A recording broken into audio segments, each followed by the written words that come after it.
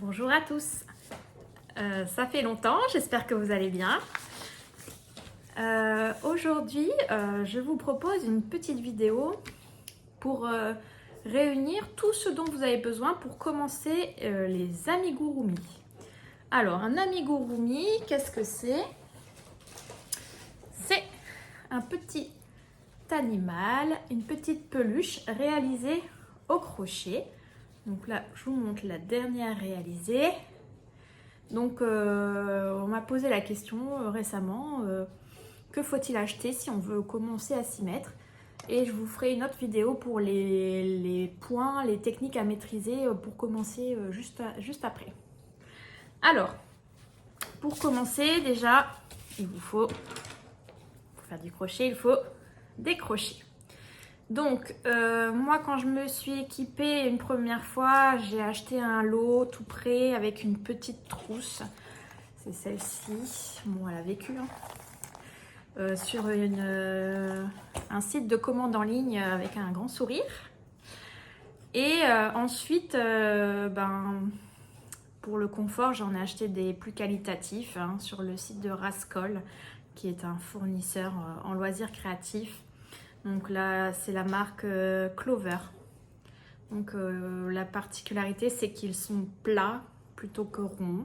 Donc ça va dépendre de vos goûts. Donc vaut mieux essayer une forme, une marque avec un seul crochet peut-être pour commencer avant d'investir trop lourdement dans un lot complet. Donc sachant que souvent dans les lots, vous avez des très gros crochets. Je vais vous montrer. Par exemple, là, celui-ci, qui est un 7 mm, je ne l'ai jamais utilisé. Pour les amigurumi, c'est souvent du 2,5, 2,75. Ça va dépendre ensuite du fil que vous utilisez. Donc, pour commencer, entre 2 et 3,5, ça me semble bien pour vous équiper dans un premier temps. Ensuite, il vous faut du coton. Enfin, moi, je travaille le coton exclusivement. Il y a différentes marques. Donc, vous avez DMC qui propose des toutes petites pelotes de 20 grammes. Ça s'appelle Happy Coton.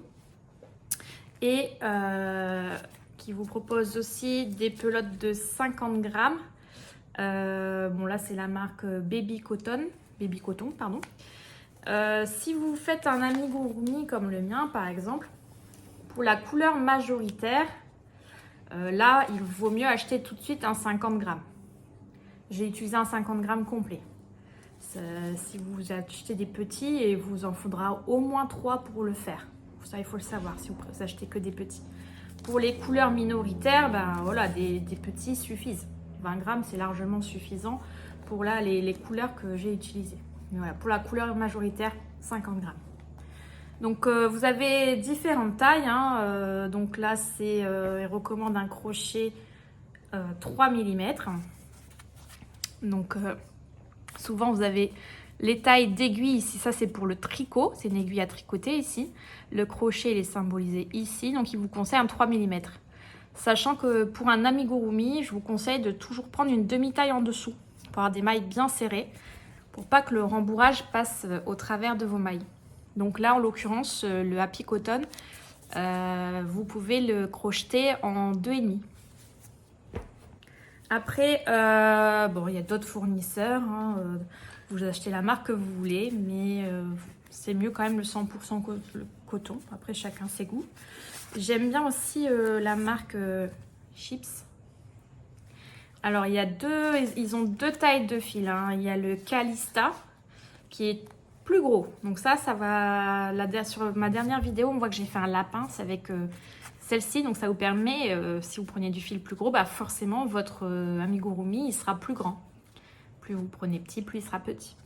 Donc j'aime bien cette marque parce qu'ils font des jolies couleurs. Par contre, je la conseille pas pour débuter le crochet, pardon. Puisque comme vous pouvez le voir, le fil il se dédouble assez facilement. Donc ça veut dire que quand vous allez vouloir attraper votre fil à travers une maille, ça peut être compliqué. D'accord? Donc pour débuter, DMC c'est bien. Il s'effiloche moins. Donc voilà, ça c'était pour le fil. Donc chips, je ne sais plus si je l'ai dit, mais j'aime bien pour le choix des couleurs. Il y a pas mal de couleurs sympas, mais il y a un large éventail de couleurs aussi chez DMC. Donc je pense que vous pourrez trouver votre bonheur. Sachant que si vous faites des peluches, les couleurs majoritaires, c'est quand même souvent du beige, du brun clair. Enfin voilà, c'est souvent... après, ça va dépendre de l'animal que vous crochetez, vous allez me dire. Parce que si vous crochetez un crocodile, forcément il vous faut du vert. Bon, bref. Ensuite, il vous faut du rembourrage. Donc ça, on en trouve dans toutes les merceries. Vous pouvez en trouver sur internet également, mais dans votre mercerie locale, vous pouvez en trouver. Si vous en trouvez pas, vous pouvez prendre l'intérieur d'un vieux coussin, par exemple. Donc voilà, là j'ai un gros paquet qui me sert depuis des années, hein, donc un paquet suffit. Hein. Donc ça, c'est du rembourrage. Si vous avez pour projet d'offrir votre amigurumi à un enfant en bas âge, je vous conseille aussi de récupérer des vieux bas ou des vieux collants. Et en fait, moi, ce que je fais, c'est que je fais un nœud. Si là, j'ai déjà coupé le bout de pied, donc je fais un nœud. Ensuite, je coupe la longueur voulue et je mets mon rembourrage dans le collant.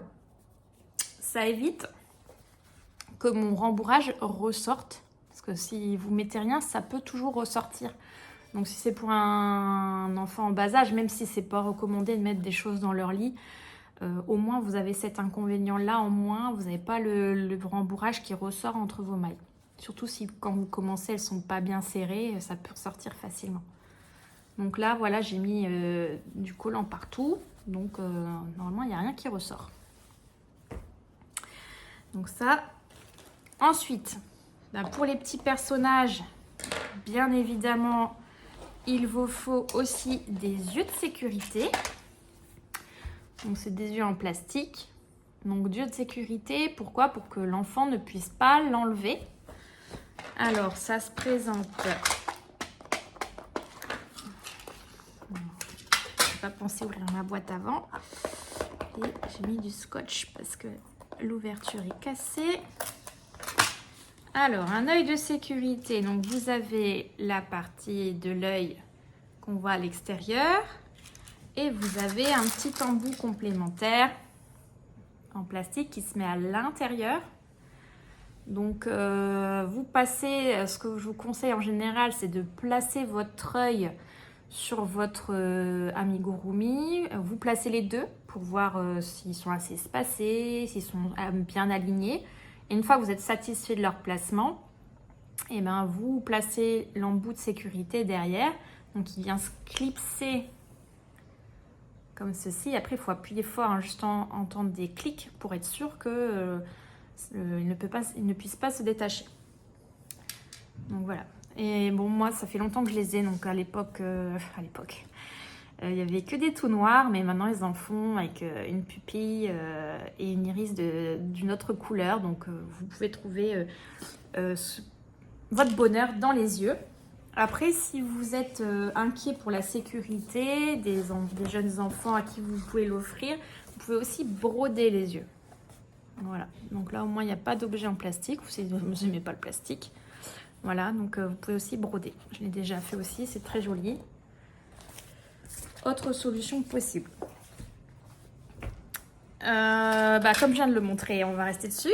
Pour commencer, quelques livres de modèles. Donc en livre, moi j'aime bien deux créatrices. J'aime bien Cookie pour ses jolis amigurumi. Et j'avais débuté moi avec Picapo. Alors la créatrice c'est Yann Schenkel. Donc il y a le monde de Picapo, les amis de Picapo, le 1, le 2, il y en a plusieurs. Je crois qu'il y en a 4 au total. Pour commencer, je conseille peut-être celui-ci. Puisqu'il y a moins de... Encore là, c'est pas le tout premier, mais il y a moins de détails. Bon, là, il y a quand même difficulté 2. Bon, là, c'est pas le premier, donc Ça commence difficulté 2. Mais dans le tout premier, ça commence difficulté 1. Vous faites un nounours tout simple. Donc voilà, bon là, il y a quand même des détails. Mais peut-être pour commencer le tout premier de Picapo, qui s'appelle Le Monde de Picapo, où on travaille majoritairement avec une couleur. Attendez, je vais faire pause, je vais le chercher. Voilà, donc comme je disais, Le Monde de Picapo, c'est le tout premier. Donc vous voyez tout de suite, les amigurumi sont un peu plus simples, ils n'ont pas d'accessoires, ils ont un seul vêtement. Et les tout premiers, ils sont plutôt petits. Voilà, donc pour commencer, on évite de se lancer dans un gros projet compliqué. Enfin, voilà, on peut commencer par un petit lapin, tout simplement. Ça peut permettre déjà de s'expérimenter. Donc voilà, si vous ne voulez pas acheter de manuel, vous pouvez acheter tout simplement un patron, par exemple un patron de Kukai ou un patron de Jan Schenkel ou autre. Il y en a des gratuits aussi sur internet. Vous pouvez aller sur le site Ravelry, qui est un site qui regroupe des patrons de crochet, de tricot, vêtements, accessoires. Et là, vous pouvez trouver votre bonheur. Vous pouvez cocher aussi gratuit. C'est en anglais, donc free. Et là, vous cherchez un tuto gratuit si vous ne voulez pas dépenser trop d'argent pour commencer. Ensuite, votre accessoire classique, le ciseau pour couper vos fils ou tout simplement un anneau qui permet de couper. Aiguille à laine pour la couture des pièces, parce que souvent on fait les bras, les oreilles, après il faut tout assembler, donc il faut être bon en couture également. Et dernière petite chose, un contrant. Alors j'en ai pas sous la main, j'ai égaré les miens, mais j'ai une application moi sur le téléphone qui permet de compter mes rangs. Si vous dit faire du rang 3 à 15, faire la même chose, ben voilà, ça vous permet de savoir où vous en êtes. Après, on peut prendre la méthode à l'ancienne, hein, le papier crayon, vous faites un petit trait à chaque fois que vous avez fait un rang, ça peut être bien. Et ensuite, des marqueurs de maille, ou marqueurs de rang, j'ai un doute sur comment ça s'appelle. Parce que pour les amigurumi, en fait, on tricote en rond, enfin on crochette en rond. Et du coup, on n'a pas... C'est un marqueur de début de rang. Parce qu'à chaque fois, on tourne, on tourne, on tourne. Et si on ne marque pas son début de rang, ben, on ne sait plus où on en est en cours de route, on se perd. Donc, il me faut un anneau marqueur pour marquer ma première maille de mon premier rang. Donc, faites attention parce que les marqueurs de rang ou de maille sont différents suivant qu'on crochette ou qu'on tricote. Pour le tricot, on peut avoir n'importe quel type, ça va fonctionner. Par contre, pour le crochet, il faut veiller à ce que votre marqueur puisse s'ouvrir. Pour le retirer, à chaque fois que vous commencez un nouveau rang, vous le retirez, vous faites votre nouvelle maille, première maille de votre rang suivant, vous le remettez. Donc c'est important que ça puisse s'ouvrir. Au tricot, ils ne sont pas forcément ouverts. Donc voilà, ça s'ouvre pas. Donc ça, pour le crochet, ça va pas du tout. Donc ça, c'est pour le tricot. Bon, ça, c'en est des jolis que j'ai achetés lors de différents salons. Hein, pour commencer, pareil, pas besoin d'investir dans des jolis marqueurs. Après, ça peut faire des jolis cadeaux. Mais voilà, vous prenez le basique, hein, qui était fourni dans ma trousse que j'avais acheté pour commencer. Donc voilà, là, il s'ouvre bien. Hop. Et après, vous avez des en forme d'ampoule qui sont assez basiques aussi. Voilà, bon, ils sont un peu plus pointus ceux-là. Hein. Je les aime moins ceux-là. En tout cas, pour les loups, je m'en sers, mais au tricot, donc sans les ouvrir. Parce que c'est un peu pénible à refermer. Et en plus, l'extrémité est bien pointue, donc on peut bien se piquer. Donc, voilà, vous prenez ce que vous avez sous la main. Hein. Et voilà, ça, c'est des mignonneries quand on veut se faire plaisir un petit peu plus tard dans les salons. C'est tout mignon. Voilà pour les accessoires, j'ai envie de dire l'indispensable pour commencer. Et je vous retrouve dans une prochaine vidéo avec les techniques à maîtriser pour bien commencer. Je peux déjà vous les citer. Donc la maille libre, la maille serrée, l'anneau magique. Donc ça, c'est la partie la plus compliquée. Mais malheureusement, pour commencer un amigurumi, il faut tout de suite commencer par un anneau magique. Donc, il vaut mieux le maîtriser. Et enfin, les augmentations et les diminutions pour agrandir votre cercle ou le rétrécir quand vous fermez une pièce. Voilà, je vous retrouve dans une autre vidéo pour vous expliquer, donc là filmer plutôt mes mains, pour vous expliquer les différentes techniques à maîtriser.